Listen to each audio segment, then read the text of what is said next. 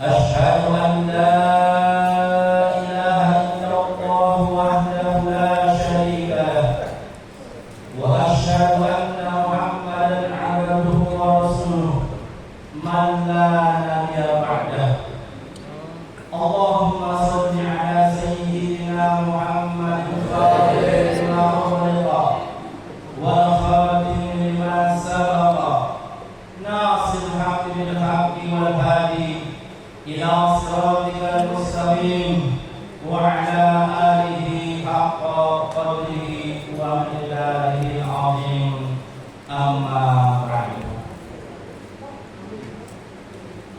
Yang kami muliakan para alim, para kiai, wabil khusus alhamdulillah hadir yang kami hormati Kiai Ahmad Bahraji ataupun Kiai Ahmad dan juga Ustaz Muhammad Amin dan juga ada Katib NU, Masya Allah, Pak Ahmad, Masya Allah.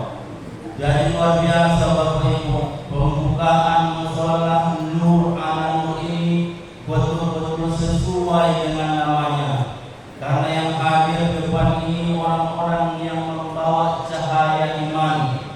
Mudah-mudahan beliau-beliau dan juga musola ini membawa cahaya iman buat warga Rangke dan sekitarnya. Kemudian yang kami muliakan dan kami hormati ialah keluarga Bani Setro Kasipon. Masya Allah. Saya bukan orang Jawa Bapak Ibu. Jadi kalau melapaskan nama Jawa itu agak susah di saya. Jadi yang kami muliakan, kami hormati keluarga Bani Setro Kasipon. Kasipin. Karena itu di sini Kasipen. Dan kita Kasipin. Masya Allah. Dengan kita sering sebut namanya, berarti beliau orang yang dimuliakan Allah. Terbukti bahwasanya zuriatnya itu termasuk min zuriatan thayyibah, turunan yang api-api. Buktinya apa? Beliau meninggalkan harta, tapi ternyata hartanya itu tidak semata-mata semua dimiliki untuk pribadi turunannya, akan tetapi sebahagian diberikan kepada Allah Subhanahu wa taala. Mudah-mudahan Bapak Ibu yang dimuliakan Allah Subhanahu wa taala, keluarga beliau mendapatkan rahmat maghfirah daripada Allah Subhanahu wa taala. Mudah-mudahan juga musholah yang dibangun zuriatnya ini pahalanya mengalir kepada beliau ialah Mbah Setro Kasipun. Mudah-mudahan diampuni Allah dosanya, dimasukkan Allah ke dalam surganya. Amin amin ya rabbal alamin. Kenapa kami bilang beliau akan diampuni Allah? Karena Nabi kita pernah mengatakan, man bana masjidan banallahu baitan fil jannah. Barang siapa yang mau membangun masjid, maka Allah akan membangun baginya sebuah istana di dalam surga. Mudah-mudahan keluarga beliau dan beliau mendapatkan istana yang megah di dalam surga Allah Subhanahu wa taala. Mudah-mudahan kita juga ini Bapak Ibu jangan putus asa. Ketika kita diberikan Allah rezeki, jangan kita tinggalkan semua untuk keluarga, anak, turun kita. Tinggalkan buat kita. Bangun istana kita, bangun rumah kita di dalam surga Allah Subhanahu wa taala. Dengan apa? Membantu pembangunan tempat-tempat ibadah, membantu pembangunan tempat mendapat perjuangan mendidik umat baginda Rasulullah sallallahu alaihi wasallam. Kemudian yang kami lihatkan dan kami hormati ialah segenap panitia pelaksanaan Maulid Nabi kita Muhammad sallallahu alaihi wasallam ini. Dan juga yang kami muliakan ialah grup para janji, masya Allah. Grup para janji ini paling banyak melantunkan sholawat. Saya yakin beliau-beliau nanti paling cepat masuknya ke dalam surganya Allah Subhanahu wa Ta'ala. Dan juga yang kami muliakan Bapak Ibu yang hadir di mushola Nur ala Nur ini dalam memperingati kelahiran baginda Rasulullah sallallahu alaihi wasallam. Sekaligus tadi saya dengar peresmian ataupun pembukaan peresmian mushola Nur ala Nur. Padahal katanya sudah dipakai 1 minggu yang lalu. Berarti sudah dibuka Allah mulai minggu yang lalu sampai sekarang, sampai ke depannya. Mudah-mudahan mushola ini membawa manfaat yang luar biasa besar kepada masyarakat Rangge dan sekitarnya. Dan juga apabila Allah Subhanahu wa Ta'ala, kelihatannya yang paling banyak malam ini mendapatkan rahmat yang paling ujung di sana itu. Karena paling di belakang itu paling cepat dapat apa namanya? Dapat syafaat baginda Rasulullah sallallahu alaihi wasallam. Bapak Ibu yang dimuliakan Allah Subhanahu wa Ta'ala, apakah penyebabnya? Apakah sebab bisa kita dikumpulkan Allah Subhanahu wa Ta'ala malam ini di tempat yang penuh barakah ini? Kalau kita lihat sebabnya Bapak Ibu cuma satu, ialah tentang mahabbah cinta kita kepada baginda Rasulullah sallallahu alaihi wasallam.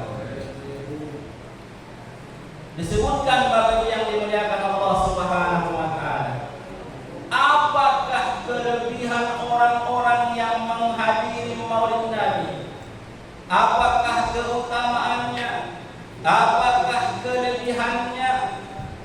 Ini disebutkan oleh Al-Imam An-Nawawi Al-Bantaini dalam kitabnya Bapak Ibu, bahwasanya dalam kitab itu Nabi kita pernah bersabda, "Man azzama maulidi kuntu syafi'an yaumal qiyamah." Subhanallah. Barang siapa yang memuliakan, barang siapa yang bahagia, barang siapa yang senang atas merayakan kelahiranku, kata baginda Rasulullah sallallahu alaihi wasallam, maka akan aku syafaatkan pada yaumul qiyamah. Jadi semua umat manusia, hatta orang-orang yang alim, hatta para aulia, mengharapkan yang namanya syafaatul uzma, syafaat yang luar biasa, syafaat yang besar. Dari siapa?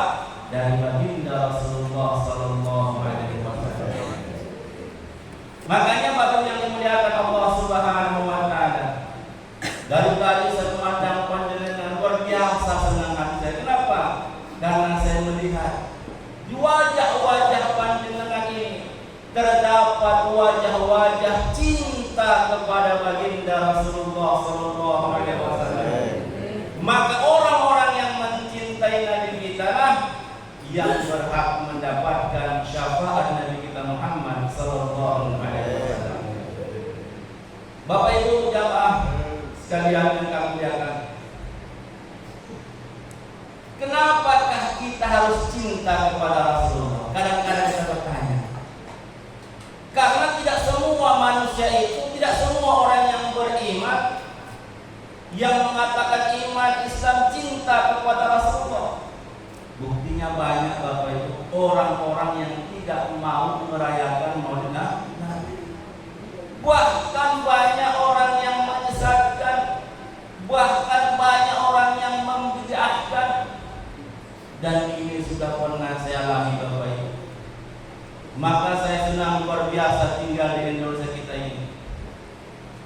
pengalaman saya ketika saya tinggal di Makkah, Bapak Ibu, merayakan Maulid Nabi seperti ini, kumpul makan bersama, itu nggak bisa kita lakukan.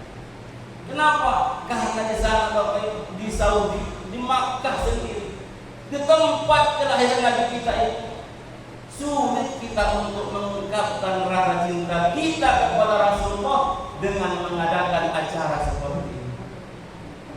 Nah, karena mereka masih apa namanya? Satu nasab Al-Hasani.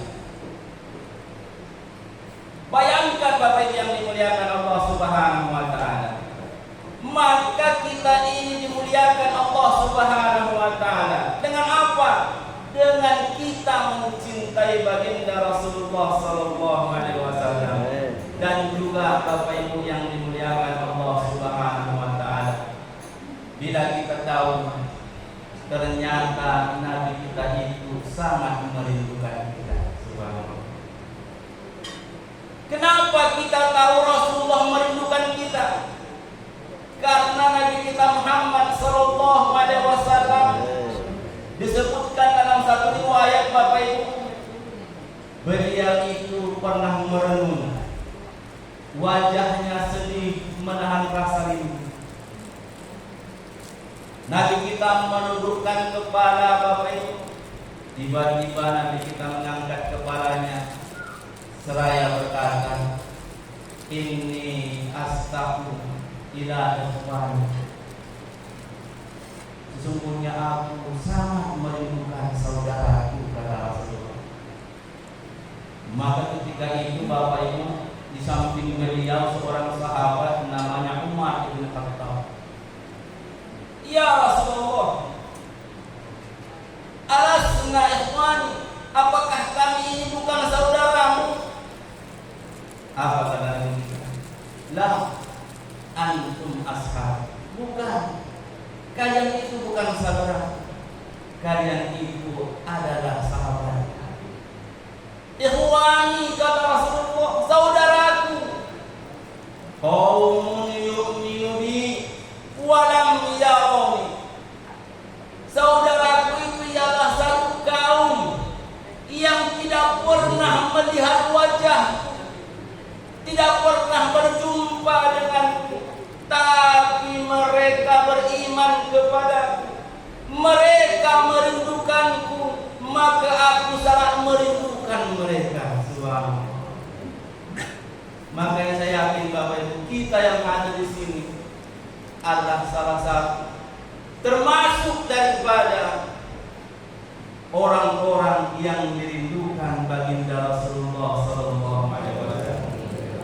Makanya Bapak yang dimuliakan Allah Subhanahu wa taala, teruslah kita pupuk kerinduan itu di hati kita. Teruslah kita tabur, sirami pupuk kerinduan itu di diri kita dengan memperbanyak selawat kepada baginda Rasulullah sallallahu alaihi wasallam. Karena hanya orang yang rindu yang akan berjumpa dengan kekasihnya. Makanya kita mengatakan al-mar'u ma'aman ahabbah. Seseorang itu nantinya akan bersama dengan orang yang dicintainya. Mudah-mudahan kita yang hadir di mushola Nur Al-Nur ini termasuk orang-orang yang bersama baginda Rasulullah sallallahu alaihi wasallam masuk ke dalam surganya bersama Nabi kita Muhammad sallallahu alaihi wasallam. Bapak Ibu yang dimuliakan Allah Subhanahu wa taala, Nabi kita itu, Pak Bu, adalah seorang rasul yang tidak pernah memikirkan dirinya sendiri. Nabi kita tidak pernah memikirkan pribadinya. Nabi kita tidak pernah memikirkan keluarganya. Yang ada di pikiran Nabi kita hanya satu, siapa? Ummati, ummati, umatku, umatku, kata Nabi. Nabi kita tidak pernah memikirkan rumah, kasur, tempat tidurnya. Nabi kita tidak pernah memikirkan apa yang akan dimakan keluarganya, apa yang dipakai pakaian keluarganya. Tidak pernah dipikirkan oleh Nabi kita Muhammad sallallahu alaihi wasallam. Yang dipikirkannya siapa? Kita.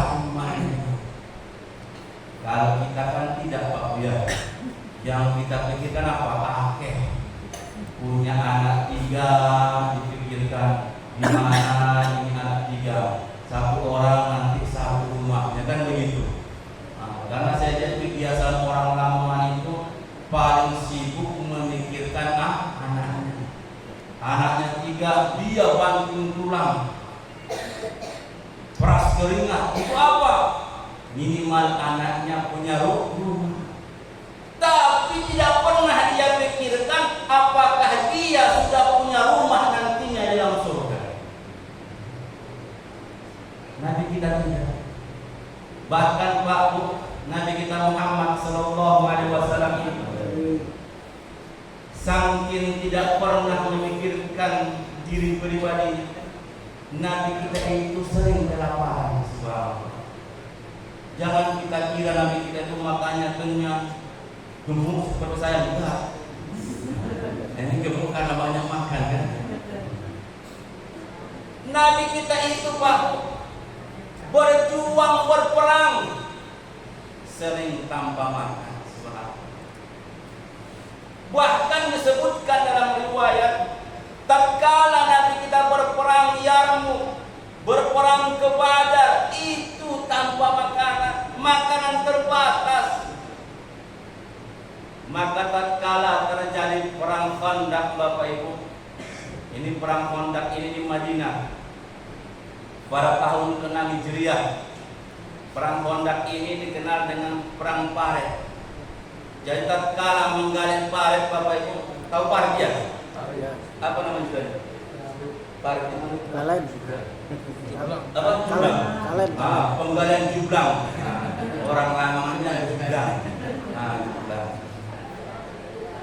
Bayangkan Bapak Ibu, panas matahari, keringat keluar, Nabi kita ikut menggali jublang, memecahkan batu yang keras, sampai Bapak Ibu yang dimuliakan Allah Subhanahu wa Ta'ala, seorang sahabat tatkala Nabi kita memakul jublang ini, kesingkap bajunya. Sahabatnya lihat apa? Ternyata ada batu yang diikat di perut Rasulullah Subhanahu. Tatkala sahabat itu melihat Nabi kita perutnya diikat dengan batu, menangis sahabat. Kenapa? Karena dia tahu berarti Nabi kita sudah beberapa hari tidak makan. Makanya batu diikat itu apa? Menahan lapar. Maka apa yang terjadi Bapak yang dimuliakan Allah Subhanahu wa Ta'ala? Nah, di sini akan kita lihat bagaimana kemuliaan Nabi kita, mukjizat Nabi kita. Maka sahabat ini Bapak Ibu dalam riwayat langsung pulang ke rumahnya, langsung dia temui istrinya. Wahai istriku, adakah di rumah kita makanan yang bisa dimakan? Istrinya jawab, enggak ada. Coba lihat lagi. Lihat, ada apa? 1 ekor kambing yang kecil. Kalau disembelih dipotong cuma bisa makan untuk 3 orang. Padahal dia istrinya anaknya 4. Berarti nggak cukup. Maka apa katanya? Ya sembelih biar kita undang Rasulullah makan. Apa kata istrinya Bapak Ibu? Dengan senang hati disembelih, dimasaklah kambing ini. Seandainya panjenengan Bu, kira-kira ada tamu, kira-kira mau nggak seperti itu? Nah, ada tamu atau mertua datang ke rumah. Nah, suaminya datang, Bu, ini ada datang tamu keluarga dari kampung, mau minjam uang 1 juta. Kira-kira yang kasih nggak ya Bu? Masih mikir. Kenapa? Mikir biaya sekolah banyak dipikir. Tapi karena mahabbah cinta, kalau sudah cinta itu Bapak Ibu yang dimuliakan Allah Subhanahu wa Ta'ala, maka singkat cerita, begitu di masa sahabat ini namanya Abdullah bin Zabir, dia berangkat ke perang Khandaq, dia jumpai baginda Rasulullah sallallahu alaihi wasallam, dia bisikan pelan-pelan ke telinga Nabi kita. Kenapa? Karena di situ ribuan pasukan kaum muslimin sedang membangun tembok supaya orang kafir tidak bisa masuk ke Madinah. Dan para sahabat dalam keadaan lapar. Kenapa? Karena sedang diboikot oleh orang-orang kafir. Dia bisikkan Pak Bu, ya Rasulullah, saya ingin undang panjenengan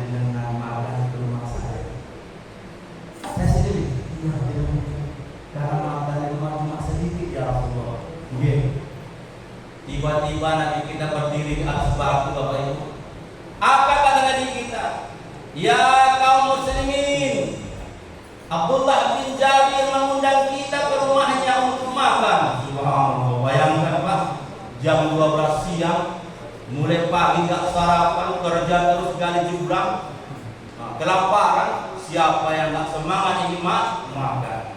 Apalagi kalau makannya mungkin rawon atau soto kan. Tapi ke di Arab nggak ada rawon Pak. Maka sahabat ini langsung puncak gemetar bercucuran keringat. Kenapa? Karena di rumahnya hanya ada makanan sedikit yang diundang ribuan para sahabat. Maka apa yang terjadi Bapak yang dimuliakan Allah Subhanahu wa taala? Sahabat ini berkata, "Ya Rasulullah, kenapa panjenengan udah orang? Saya cuma undang jenengan aja tuh." Udah tenang aja. Sampaikan kepada istrimu, begitu sudah masak jangan dibuka, biar saya yang bagikan kepada para sahabat. Subhanallah. Singkat cerita Bapak yang dimuliakan Allah Subhanahu wa taala. Maka Nabi kita rombongan sama para sahabat menuju rumah sahabat ini. Maka makanan yang sedikit tadi dihidangkan depan Nabi kita Bapak. Kemudian Nabi kita buka, Nabi kita baca doa. Kemudian Nabi kita bagikan makanan yang cukup untuk 3 orang tadi, sehingga sahabat yang hadir di daerah itu, yang hadir untuk makan itu cukup semua. Subhanallah. Makanya salah satu mukjizat Nabi kita Muhammad sallallahu alaihi wasallam dapat membanyakkan makanan yang sedikit. Nah, makanya doa ini tak ijazahkan malam ini kepada panjenengan. Karena doanya ini pun diajarkan, dijazahkan oleh guru kami ketika saya mondok di sana. Jadi kalau kata beliau, apalagi ibu-ibu lah yang biasa masak di rumah kan, ketika ngambil beras baca doanya itu, insya Allah Allah akan memberikan keberkahan. Kalau kita amalkan, insya Allah beras tidak akan pernah habis di rumah kita. Kira-kira jangan mau amalannya. Ibu yang di belakang.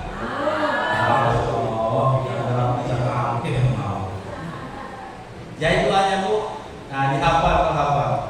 Allahumma barik fi muddina wa samarina wa malina wa malinatina. Itu doanya. Jadi bahkan kata guru kita, kalau yang kita punya uang, kita punya dompet kan, tiap kita mengeluarkan uang sesuatu baca doa itu. Insya Allah dompet kita nanti akan ada terus isinya. Amalkan. Ini jasa saya dapatkan memang ada pada guru saya Bapak Ibu. Alhamdulillah saya amalkan. Cuma saya amalkan habis minta istri. Istri lagi. Bapak Ibu yang dimuliakan Allah Subhanahu wa taala. Jadi kita datang ke sini atas mahabbah kepada Rasulullah, dan juga Rasulullah sangat mahabbah cinta kepada kita Bapak yang dimuliakan Allah Subhanahu wa taala. Makanya apa kata Allah Subhanahu wa taala dalam Al-Qur'an? Qul in kuntum tuhibbunallah fattabi'uni. Kalau kalian mencintai Allah, kata baginda Rasulullah, fattabi'uni, maka ikutilah aku, cintailah aku, amalkan, kerjakan apa yang aku perintahkan, tinggalkan apa yang aku lakukan. Yuhibbukumullah wa yaghfir lakum dzunubakum. Maka ketika kamu mencintai Allah, kata Rasulullah, maka Allah akan mencintaimu dan Allah akan mengampuni segala dosa-dosa. Makanya Bapak yang dimuliakan Allah Subhanahu wa taala, kalau kita ingin mendapatkan cintanya Allah, ikuti Rasulullah sallallahu alaihi wasallam. Makanya Bapak yang dimuliakan Allah Subhanahu wa taala, seperti yang dibaca tadi ayat Al-Qur'an yang pertama kan, laqad kana lakum fi Rasulillahi uswatun hasanah. Jadi siapakah yang akan kita contoh? Siapakah yang akan kita tiru kalau kita ingin selamat di dunia wal akhirah? Kalau kita menginginkan surganya Allah, kalau kita menginginkan ampunannya Allah, kalau kita menginginkan cintanya Allah, fattabi'uni, kata Rasul, ikutilah aku. Makanya Bapak yang dimuliakan Allah Subhanahu wa taala, Allah itu luar biasa. Jadi Allah itu menyuruh kita mengikuti Rasulullah yang manusia. Makanya kan laqad ja'akum rasulun min anfusikum. Telah datang bagi kamu seorang rasul daripada golongan kamu. Makanya kan logis Pak, manusia yang dicontoh juga harus manusia. Kalau seumpama kambing nonton ayam, kira-kira logis lah itu?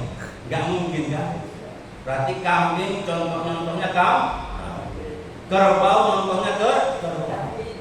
Manusia yang dicontoh siapa? Manusia. Tapi walaupun Rasulullah itu manusia, biar obat bibitnya beda sama kita. Manusia iya manusia, tapi beda.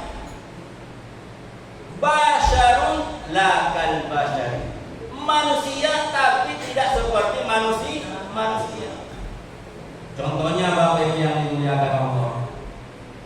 Panjenengan pernah tidur enggak? Pernah kan? Yang malam manusia tidur. Rasulullah tidur. Tapi tidurnya Rasulullah dengan tidur kita beda. Kalau Nabi kita tidur, nama ainuhu wala yanamu qalbuhu. Mata Rasulullah tidur, tapi hatinya tidak pernah tidur. Kalau kita Pak gimana? Kalau udah tidur gimana Pak? Kebablasan sebenarnya kan? Berarti Nabi kita itu manusia, berkeringat Nabi kita. Orangnya namanya manusia. Tapi keringat Nabi kita itu Pak, luar biasa harumnya sebab. Kalmis seperti apa? Minyak kasturi. Kalau panjenengan Pak, keringatnya gimana Pak?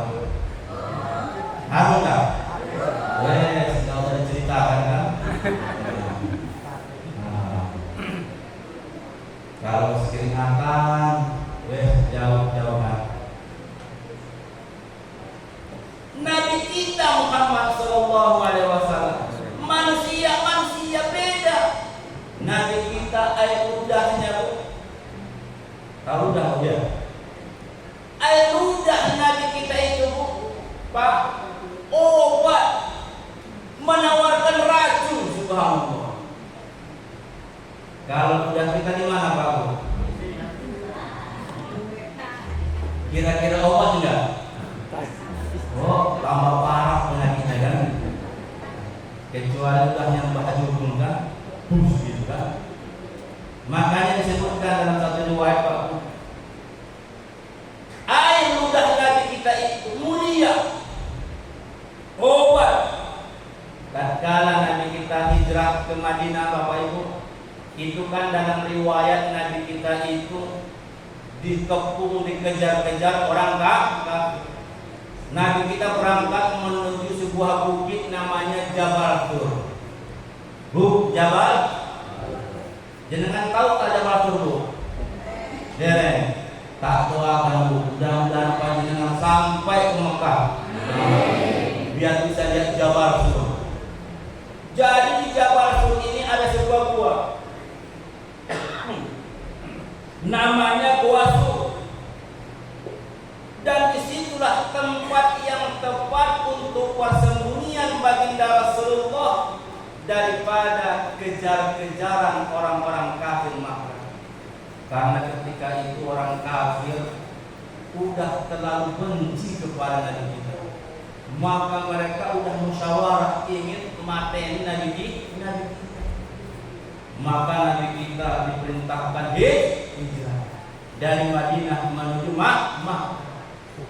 Tatkala sampai Nabi kita di Jabal Sur, Bapak Ibu yang dimuliakan Allah, maka begitu Nabi kita mau masuk, itu Abu Bakar sahabatnya tidak membolehkan Nabi kita masuk terlebih dahulu. Kenapa? Karena Abu Bakar takut nanti di dalam gua itu ada hewan-hewan yang berbisa yang membahayakan. Abu Bakar masuk, Pak. Dia bersihkan gua itu. Lubang-lubang kecil ditutupin.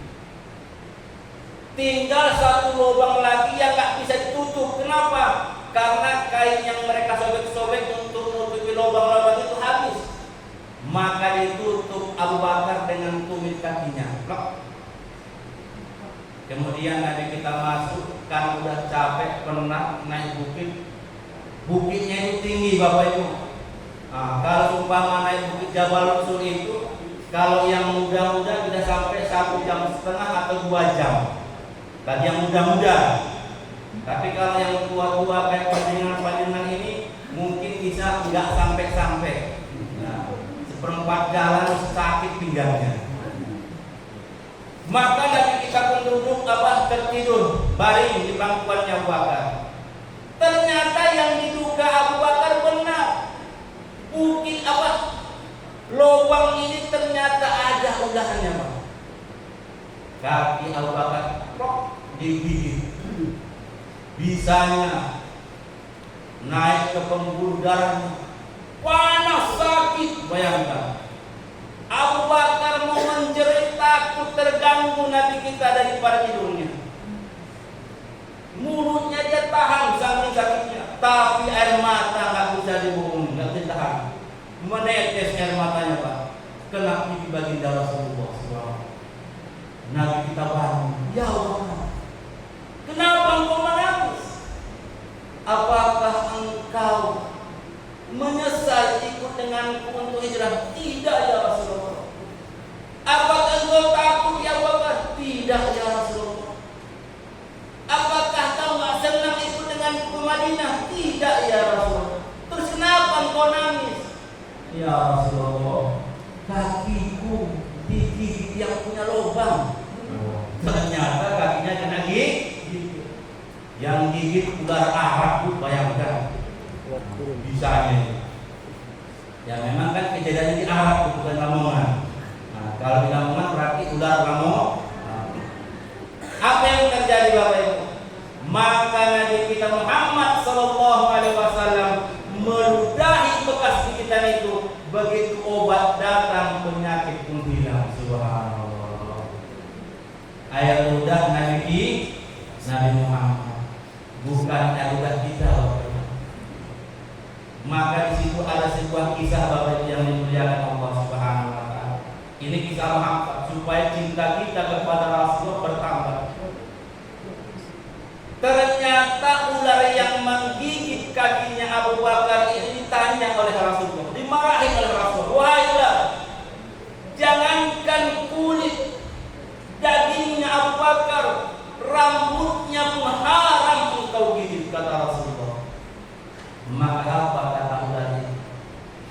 Ini disebutkan dalam sebuah kitab. Abu Bakar mendengarkan perbincangan Nabi kita dengan ular yang gigit kakinya.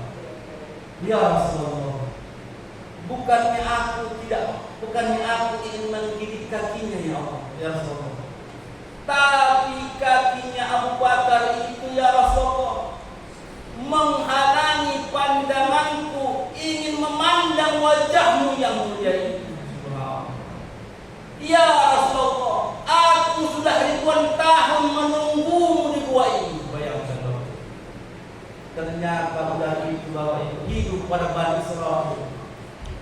Tatkala suatu saat ular itu berjalan, beliau mendengarkan perbincangan Allah dengan malaikat bahwasanya akhir zaman akan datang seorang Rasul, seorang kekasih Allah. Siapa yang dapat memandang wajahnya maka akan dimasukkan ke dalam surga.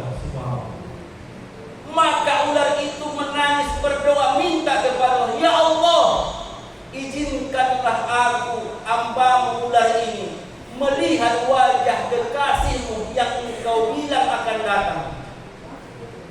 maka doanya dikabulkan Allah. Maka apa kata Allah? Pergilah engkau ke Jabal Sur, tunggulah di sana, nanti dia akan datang dan akan sampai di sana. Makanya ular itu Bapak Ibu yang dimuliakan Allah menunggu Nabi kita di Jabal Sur. Panas, terik, hujan, kedinginan, dia menanti sampai ribuan tahun di situ. Maka tatkala Nabi kita Muhammad sallallahu alaihi wasallam mendengarkan perkataan ular ini, apa kata Rasulullah? Wahai ular, pandanglah wajahku. Inilah wajah Rasulullah sallallahu alaihi wasallam. Tatkala dia pandang Bapak Ibu, maka ular itu menangis sampai mati. Subhanallah. Saking hajatnya telah dikabulkan Allah Subhanahu wa taala. Kira-kira panjenengan Pak pingin enggak memandang wajah Nabi kita Muhammad sallallahu alaihi wasallam? Pingin enggak Pak Bu? Kalau kita menginginkan ingin memandang Nabi kita Muhammad sallallahu alaihi wasallam, maharnya cuma satu kata para ulama kita. Apa maharnya? Memperbanyak sholawat kepada baginda Rasulullah sallallahu alaihi wasallam. Makanya ketika guru saya di Mekah itu mengatakan kepada saya itu, kepada kita santrinya, usahakan katanya minimal satu hari satu malam itu sholawat kita sebanyak 313 kali, sama dengan jumlah prajurit perang Badar minimal. Tapi kalau mampu katanya usahakan 1000 setiap hari. Tapi kalau nggak mampu 1000, usahakan 313. Nggak mampu juga, minimal sholat 5 waktu pasti kita akan baca sholawat kepada Nabi kita Muhammad sallallahu alaihi wasallam.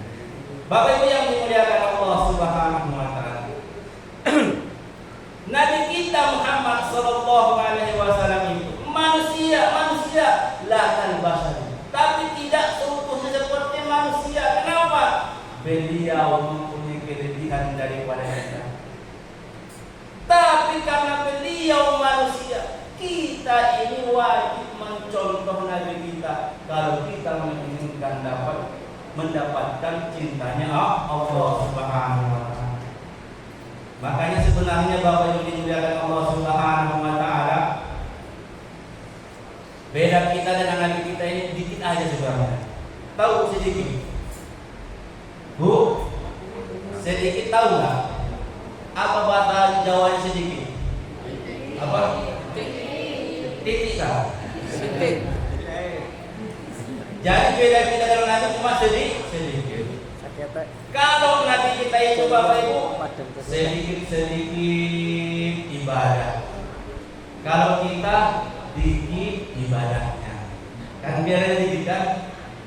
Nabi kita itu sedikit bersedekah. Nah, kalau kita Bu sedikit sedekah. Makanya Bapak yang dimuliakan Allah Subhanahu wa taala, Nabi kita Muhammad sallallahu alaihi wasallam itu tidak pernah makanan itu bermalam di rumah.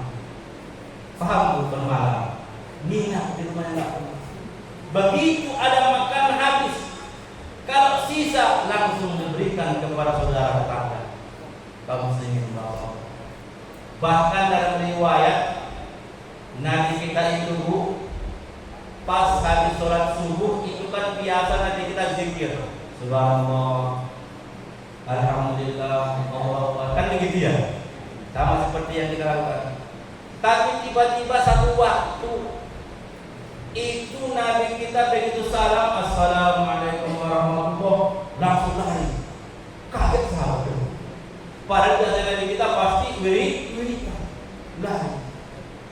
Begitu lari, sahabat nungguin, kemudian Nabi kita datang. Ditanya sahabat, ya Rasulullah, kenapa tadi usahakan orang keluar lari? Apa kata Nabi kita Muhammad sallallahu alaihi wasallam? Iya, tadi pas habis salam itu saya ingat ternyata masih ada uang di rumah yang belum tak sedekahkan. Subhanallah. Bayangkan Bapak.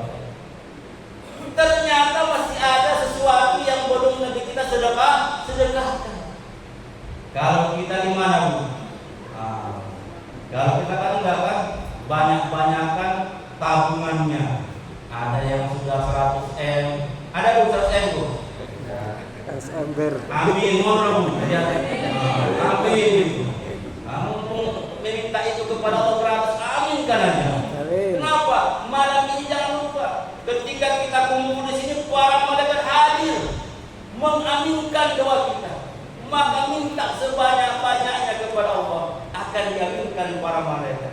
Kenapa? Karena kita mengadakan perayaan Maulud Nabi kita Muhammad sallallahu alaihi wasallam. Bapak Ibu yang dimuliakan Allah Subhanahu wa taala, satu tadi. Berapa lama waktunya nih? Nanti tak hantam terus ternyata satu enggak? Terus. Lanjut.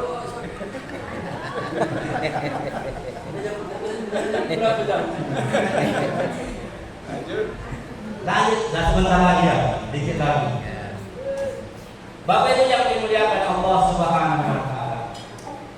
Nabi kita Muhammad sallallahu alaihi wasallam itu Bapak Ibu yang dimuliakan Allah. Walaupun Nabi kita itu sudah maksum daripada dosa, tapi ibadahnya luar biasa. Enggak sanggup kita mengalahkan ibadah Nabi kita Muhammad sallallahu alaihi wasallam. Salat Nabi kita itu Pak, malam itu luar biasa. Bahkan diriwayatkan oleh Siti Aisyah, Nabi kita saking banyaknya salatnya, kakinya sampai apa Bu? Bang. Jadi dengan Pak Bu pernah nggak lihat kaki orang bengkak? Pernah Bu? Saya juga pernah, sering lihat kaki orang bengkak. Tapi bukan karena sholat. Karena apa? Asam urat. Karena asam urat. Bayangkan Nabi kita Muhammad sallallahu alaihi wasallam. Luar biasa ibadah sholatnya. Bagaimana dengan kita Bapak Ibu yang tidak ada jaminan maksum, kadang-kala masih meninggalkan sholat. Ada yang kadang-kala sholatnya itu maghrib sholat, isya sholat, subuh lewat, zuhur sholat, asar kebablasan. Ini namanya sholat yang belang-belang. Tak belang-belang, berbelang-belang kan? Bolong-bolong. Tapi kata para ulama kita, orang yang sholatnya bolong-bolong ini masih lumayan, mendingan dibandingkan orang yang sholatnya mingguan. Tahu tak Pak Bu, sholat mingguan? Ada tak kira-kira di Ranggawan ini? Ranggawan apa? Rangge. Ada tak di Ranggawan apa di Rangge ini? Tidak ada. Saya percaya nggak ada. Orang ada Kiai Fahru di kiamat di sini, masya Allah. Tapi kata para ulama kita Bu, orang yang sholatnya mingguan itu masih mendingan, masih bagus kata para ulama kita, dibandingkan orang yang sholatnya tahunan.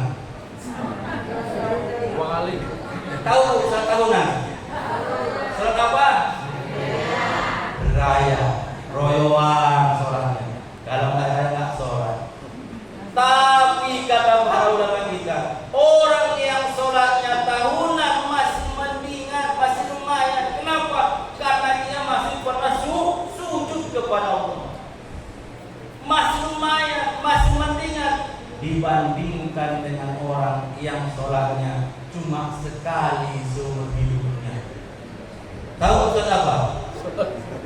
Disolatkan. Bapak Ibu yang dimuliakan Allah Subhanahu wa taala. Nabi kita Muhammad sallallahu alaihi wasallam itulah yang akan menjadi panutan kita. Itu yang akan kita contoh. Kenapa? Karena Nabi kita Muhammad sallallahu alaihi wasallam uswatun hasanah. Tapi kan saya pedagang. Jangan lupa Bapak Ibu, Nabi kita Muhammad sallallahu alaihi wasallam pedagang.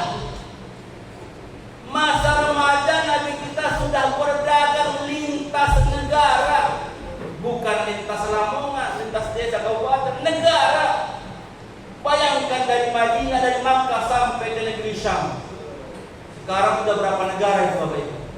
Makkah itu Saudi, habis itu udah negara Jordan, sampai ke negeri Syam, Irak. Berarti lintas negara itu Nabi kita masih ramai. Tapi bagaimanakah cara berdagang Nabi kita? Contoh, Nabi kita nggak pernah curang dalam perdagangan. Nabi kita Muhammad Sallallahu Alaihi Wasallam tidak pernah motong-motong timbangan. Makanya saya heran Bapak Ibu. Ya maklum, orang saya baca pulang dari Arab, pulang ke Lamongan jadi petani. Nandur sawah, nandur padi. Tiba-tiba panen itu, saya disuruh ibu mertua saya ikut nimbang. Ditimbang dua sak, krek, timbangannya 95,98. Dihitung cuma 93. Hilang 95,95. Tapi yang ditulis 93. Berarti dipotong berapa, Bu? Saya tanya loh, kok bisa gini? Memang peraturannya begini. Oh, no, pula peraturan potong 3. Heran. Orang-orang yang motong timbangan, yang makan bukan haknya, nggak akan berkah. Walaupun kelihatannya kaya, tapi hatinya pasti menderita. Walaupun kelihatannya mewah, tapi perasaannya pasti menderita. Makanya harus berlaku adil. Oh, saya kan pejabat, gimana mau nonton Rasulullah? Oh, jangan salah, Nabi kita Muhammad Sallallahu Alaihi Wasallam itu pemimpin. Pemimpin ketika berada di Madinah. Nabi kita pemimpin. Tapi Nabi kita mementingkan keperluan orang banyak daripada pribadi. Makanya kita kadang-kadang ini Bapak Ibu salah menjadi pemimpin. Nabi kita tidak pernah demikian. Pernah satu saat Bapak Ibu, bayangkan Bapak Ibu, Nabi kita itu punya anak namanya Fatimah. Siti Fatimah ini putri yang sangat dicintai Rasulullah. Miskin melarat. Dulu kalau masak di Arab itu gandum digiling, tahu nggak digiling? Pakai bambu. Itu sampai tangan Fatimah lecet-lecet. Nimba air, lecet-lecet. Ketika itu Nabi kita menang perang, dapat harta ghanimah. Berarti Nabi kita dapat jatah. Nabi kita dapat jatah seorang budak, seorang hamba. Hak Nabi kita. Begitu Nabi kita sampai ke Madinah, didengar oleh Fatimah. Maka dia berharap mudah-mudahan ayahnya mau memberikan hamba ini untuk membantu dirinya di rumah. Maka apa Bapak yang dimuliakan Allah Subhanahu wa taala? Tatkala Fatimah menjumpai Nabi kita meminta hamba ini untuk membantunya di rumahnya. Apa kata baginda Rasul? Ya Fatimah, masih banyak orang yang lebih susah daripada diri. Subhanallah. Bayangkan, padahal tangannya sudah lecet-lecet. Makanya kalau kita ingin bahagia, kalau kita ingin selamat, dicintai Allah, dimasukkan ke dalam surganya, hanya satu dari kuncinya. Apa dia? Mencontoh baginda Rasulullah Sallallahu Alaihi Wasallam. Bapak yang dimuliakan Allah Subhanahu Wa Taala, mudah-mudahan kita yang hadir di musola Nur Ala Nur ini mendapatkan cahaya daripada Allah Subhanahu Wa Taala, cahaya dari Muhammad Sallallahu Alaihi Wasallam.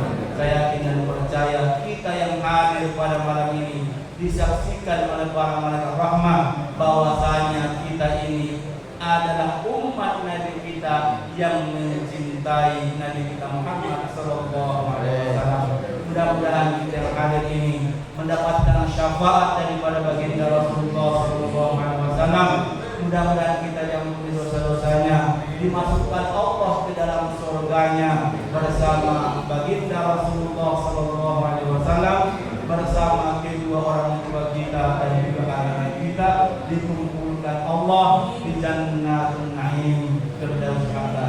Bapak yang dimuliakan Allah Subhanahu wa taala, mungkin demikian yang saya sampaikan, kurang lebihnya kami minta maaf. Mungkin ada kata kalimat yang kurang dipahami, maaf Bapak Ibu, saya belum bisa berbahasa Jawa. Tadi kan panjenengan sudah dengar namanya Nasution. Nah, kalau Nasution itu berarti bukan asli Jawa, asli Sumatera. Cuma saya tetap belajar bahasa Jawa. Sebenarnya saya sudah paham bahasa Jawa. Cuma mau ngomongnya ini masih apa namanya? Keselin gitu. Itu takut nanti salah ngomong diguyoni wong. Bapak Ibu yang dimuliakan Allah Subhanahu